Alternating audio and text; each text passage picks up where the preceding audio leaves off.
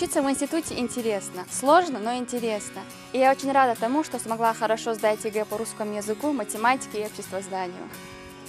В школе я был крепким середнячком, но те предметы, которые я выбирал для сдачи, готовил долго и основательно.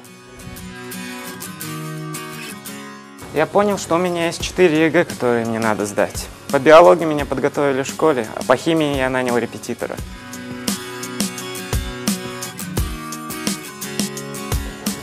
О ЕГЭ по русскому языку я не волновалась вообще. У нас были очень хорошие преподаватели в школе, поэтому я знала, что сдам без проблем. Ну, так, собственно, и вышло. Я набрала 73 балла.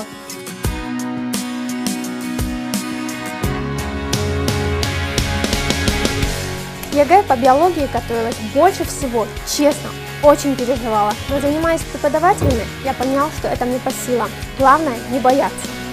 На самом деле на ЕГЭ нужно немножко волноваться. Это помогает не расслабляться слишком. Здесь в школе многому учат, готовят к экзаменам, но и самому нужно много работать и заниматься.